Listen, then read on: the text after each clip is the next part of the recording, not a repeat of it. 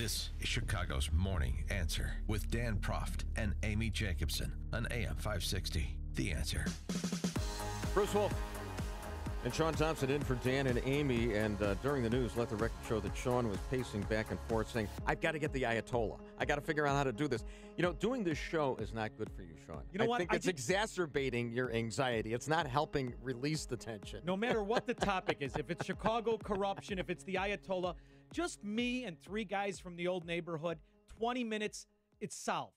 The idea that we got to go through all this angst for this stupidity and corruption, I find sickening. All right, let's go local right now. All right. We are pleased to be joined by Kristen McQueary, a friend of the show. She sits in here with Dan on occasion, and I've been on the air with her before, and she's a Chicago Tribune writer. Thanks so much for joining us, Kristen, this morning. Thank you for having me. I'm having a margarita, just in the spirit of Passport to Paradise as we speak. So don't notice my slurring. Yeah. No, just sip it though. You know, just careful. You might get an appointment by the Trump administration. All right, right.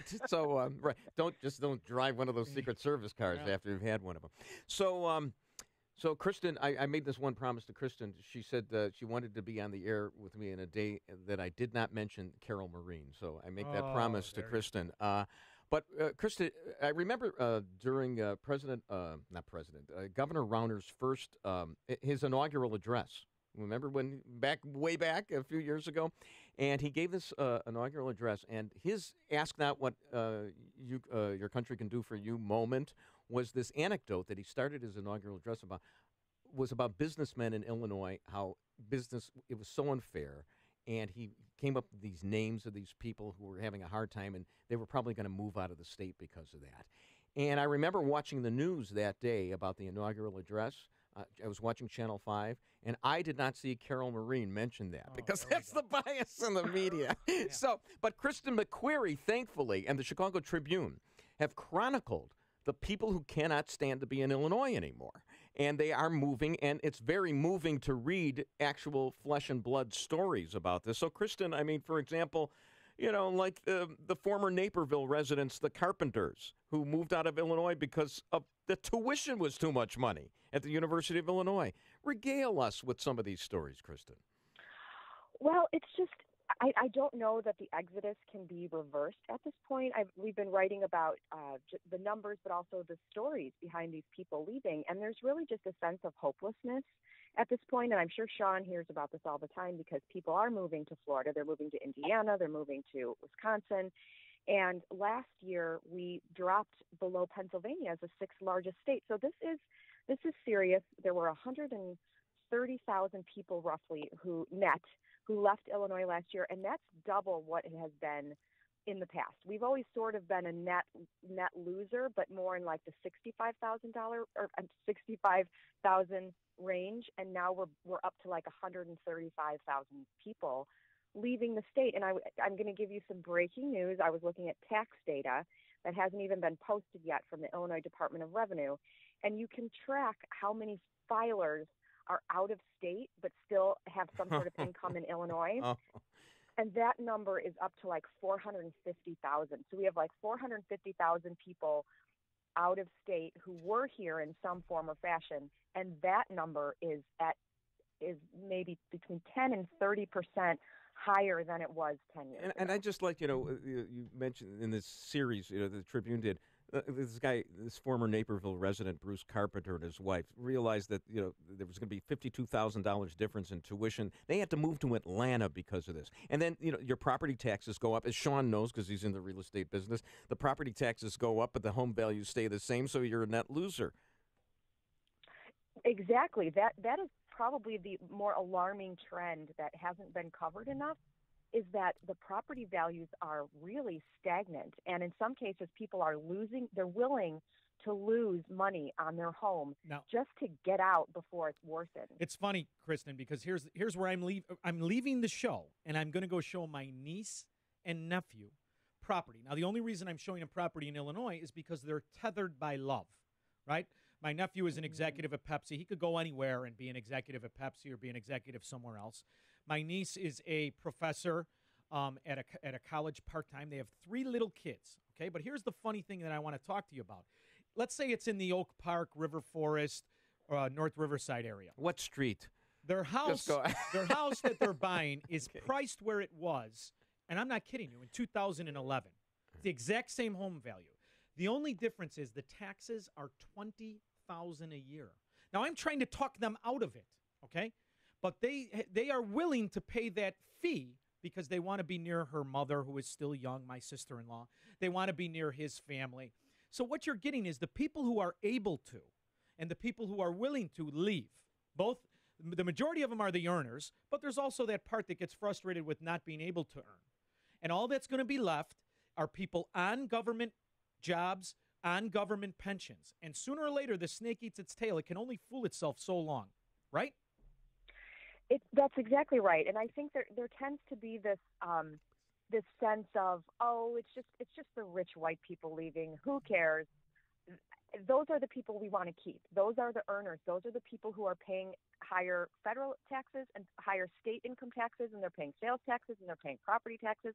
And those are the people leaving. This data that I was looking at shows that 57,000 people who have incomes above 500,000 are fleeing. They're leaving the state. So we should care about these people.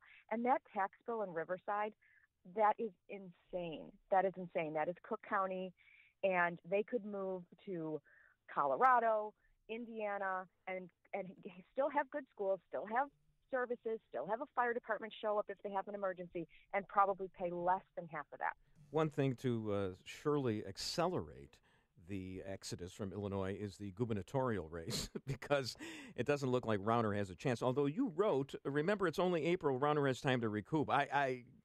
I'm hard-pressed to believe that he does. And you mentioned, of course, that there's this guy, a third-party challenger named Sam McCann from Plainview, but he's kind of Republican, but he's a union guy as well. So I think it's going to be a wash as far as he goes. What's your view of that? I mean, does Rauner really have a shot here? It doesn't seem like there is a path. I think he has a path. It's narrowing. It's definitely going to be an uphill slog. It doesn't look good for him today, but you know how politics is. It can change on a dime. But I think a couple things would have to happen. One, there has to be something else on Pritzker that comes out. That what else could affect him, though? I mean, really, he's a tax dodger. He's never had a job in his life. The only reason he has anything is because he won the Loin lottery. Then when he owns property, he uses his clout and fraud to not pay the taxes that the rest of us are supposed to pay. And you know what? He's the leader. What else could happen to him? He's Teflon. Well, also, Kristen, he did survive those tapes with Blagojevich. So, I mean, really, to echo Shaun's sentiment here, a sex scandal? Is that what we're looking at? That he has it. He's a Jewish man. He's a Jewish man. There's no sex scandal. Yeah. Okay. No, I do feel like he's Teflon at the moment, but there could be more that comes out about his taxes. We did a big story in the Tribune about some of these offshore accounts. I actually just think the most Rauner can hope for is that the Democratic vote is somewhat depressed in that race, that maybe you have voters show up and they kind of skip over that race so the number is somewhat depressed. I do also think if Rauner can drive home the point that a vote for Pritzker is a vote for higher taxes, and that Rauner is the only stopgap in Springfield to try to stop something like that, that does resonate, especially in this environment when people are fleeing. Well, those are really his only chances. How many conservative Republicans, like Dan Proft, are going to stay home because of Jeannie Ives and what happened with her? I think that's a very big concern, that Republicans are going to skip that race too, or just maybe hold their nose and vote for Rauner, or not show up. It doesn't look good nationally, and I talk to a lot of legislative candidates who are running for General Assembly seats, and they talk about how just the national wave, the anti-Trump sentiment is making it a big year for Democrats, and up and down the ballot, it's going to be a tough haul. I mean, if you're asking me today, we are looking at a governor-elect Pritzker and a democratically controlled House and Senate, maybe even a veto-proof back in the House again. Just do me a favor when you talk to the investigative reporter at the Tribune, and when he does find the accounts, the ones in the Caymans, the one that his grandfather set up for Pritzker. Just remember, Rauner's got the same first 5 numbers, okay? Because they're 2 peas of the same pie. What do you mean Rauner helped all these people with their retirement accounts get? Didn't Rauner help the teachers get money in offshore accounts? As I recall, Kristen, am I right about that? I mean, he oversaw some. He talked about overseeing pension funds when he was a candidate in his prior life, and how he helped make money for teachers in their pension He's funds. Okay, though. Him and Nancy Kimmy, they're Republicans. Well, they're okay. Well, Everything's all right. He was doing his job. I mean, that's what Rauner did in that job. Then he became governor, and his job was to be impotent, I guess. Kristen, thanks so much for joining us. We appreciate it. Thanks for having me, guys. Kristen McQueary of the Tribune. Bruce Wolf and Shaun Thompson in for Dan and Amy on AM 560, The Answer. It's